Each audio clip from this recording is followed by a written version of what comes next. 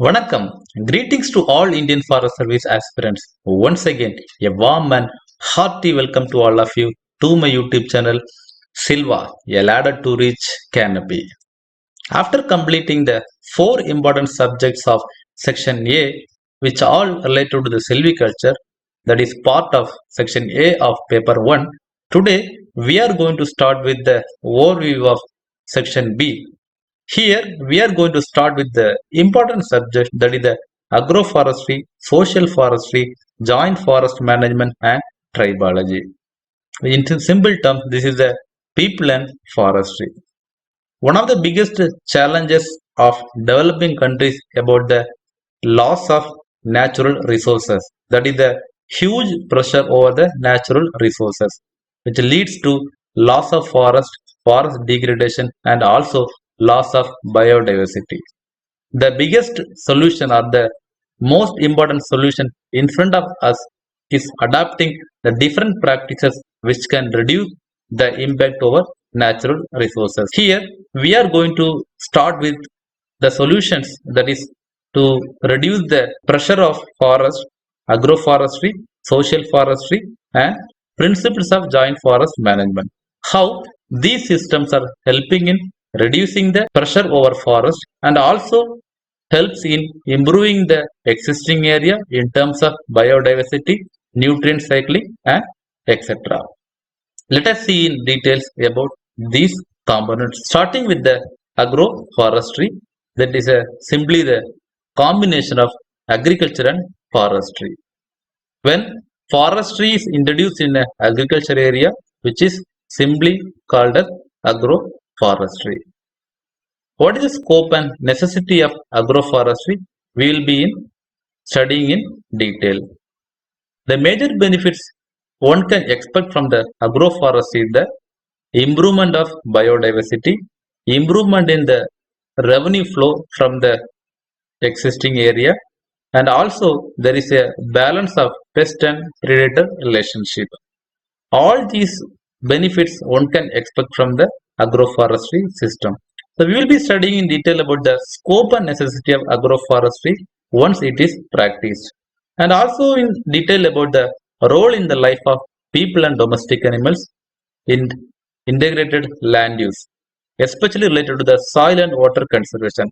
How the adoption of agroforestry system helps in enhancing the soil and water conservation in the existing area by different combination of agriculture and forestry crops, and also about the water recharge, how these systems helps in improving the water recharge once this practice is adopted in a particular given area, and about the nutrient availability of the crops once the forestry crops are growing in the agroforestry practiced area, how the leaf fallen through the trees growing there helps in improving the nutrient recycling.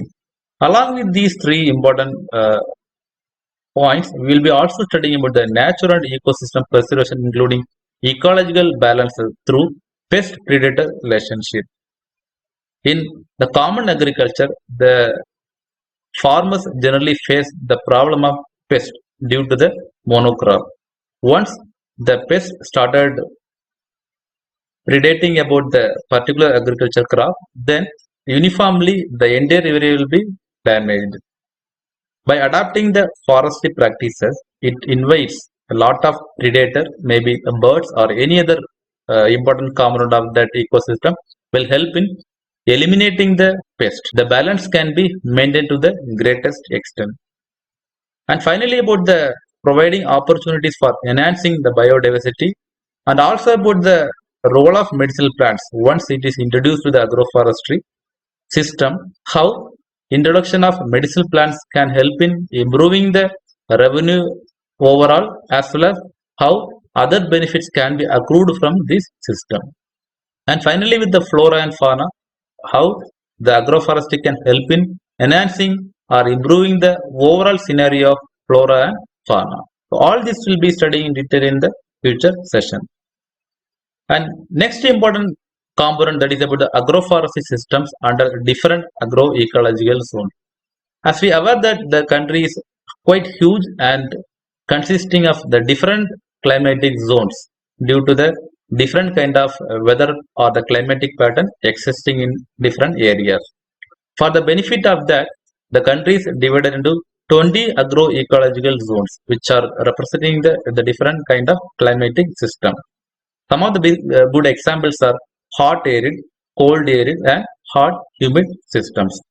So, keeping these climatic situations into consideration, four important types of agroforestry systems are evolved or introduced to fulfill the different benefits. First, with the agri-silvi system and silvipasture, that is the silviculture and the grasses. The agri-silvipasture, the trees, agriculture crops and pasture and other systems. We will be studying in detail about these four important systems and their subsystems in detail and what are the different circumstances under which these systems can be introduced. And selection of species and role of multipurpose trees and NTAP techniques, food, fodder and fuel security. The important decision of tree selection is very crucial for the success of any agroforestry system. That's why selection of species is very important, and especially the role of multipurpose trees and NTAPs. How selection of these trees can be helpful in getting the continuous flow of revenue in the agroforestry area.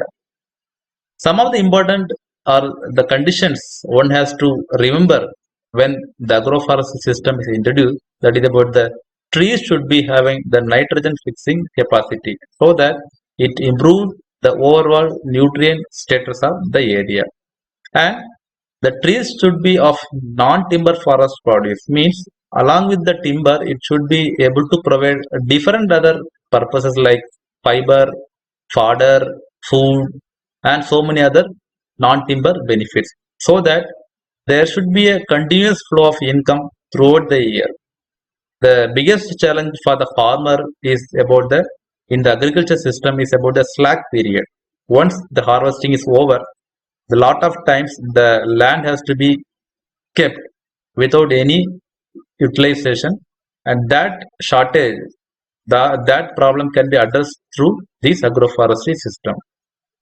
And finally, the tree should not be having any allelopathic effect. The tree's root system or the leaf should not damage the soil or the nearby crops by emitting certain chemicals through these systems. So these three are the other important characteristics should be deeply pondered once the trees are selected for any particular agroforestry system. So we'll be in detail about the examples and how every tree selected in a particular system helps in fulfilling the overall objectives of agroforestry system. Another important aspect in the agroforestry is about the research and extension needs. The research, under research, there is a huge scope of forestry component, especially in the clone or the clonal systems for getting the improved or the increased yield from the forest area. And there is also scope of addressing other important issues in the research of agroforestry, and it should address the existing gaps prevailing in the or the faced by any agroforestry system. And the extension needs, the less number of farmers are adapting this agroforestry system mainly due to the lack of awareness and ignorance. So we will be studying in detail about the research and extension needs in the existing agroforestry practices. And after the agroforestry, the next important component is about the social or the urban forestry.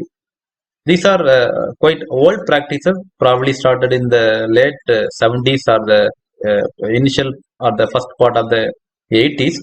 And due to the continuous pressure over the forest happened in that, and due to that, the huge areas are converted for non-forestry purpose and deforestation, and all these factors for the government to adopt a new practice, that is the social or the urban forestry. That is the application of forestry outside the conventional forest area, that is known as social and when it is practiced in the urban area, that is known as urban forestry. So the important objective of these social or the urban forests is again to reduce or to mitigate the pressure happening over the forest area, and also to fulfill the demand happening in the village or the urban area in form of fuel, fodder, and other important benefits. And we'll be studying about the scope and necessity of these social or the urban forestry in detail, and how it can be practiced, and finally about the people's participation, how the people can be linked with these schemes. And joint forest management, that is the principle generally or the presently followed in the forest department. Joint forest management started in our country in 70s, first time in state of West Bengal, later expanded to almost all parts of the country, and under which the forest is well protected. So we will be studying about the joint forest management. What is joint forest management? How the people are involved in joint forest management, by which continuously they are involved in the forest protection, and the principle under which the joint forest management is executed in the different forest area, objectives, methodology, scope, benefits, and finally with the role of NGOs, how the NGOs are helping in connecting the forest or the government with the villages. So these important subject, that important concept of a joint forest management will be dealt in detail along with the best examples or the best practices followed in our country. And finally, with the tribology, which is simply the study of tribal or the tribal communities, and we'll be studying about the overall scenario of tribal scene in India, how they are distributed across the region, and what are the different races available in our country, and the concept of races, and what is races, and how it is classified, and principles of social grouping.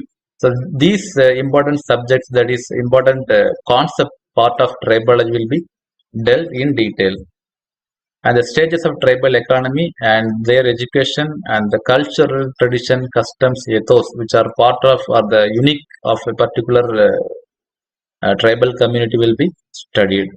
And about the participation in forestry program, one of the most important linkage with the tribal people for the forest or the forest department is about their contribution in conserving the forest or the natural resources. So here we will be studying about how the tribal people are involved, how these different communities are involved in various forestry programs, and also about some of the examples the initiated by the government of India by different states, and by which how the tribal people are involved or the linked with different programs. Friends, that's all about the agroforestry, social forestry, joint forest management, and tribology, and overview of syllabus. And I try to give the quick overview of this subject. The more explanation along with the best examples will be dealt in the future session. If you have any doubt or query, kindly let me know in the comment section below. And thanks for watching the video. Silva, a ladder to reach canopy. Nandi, vanakkam.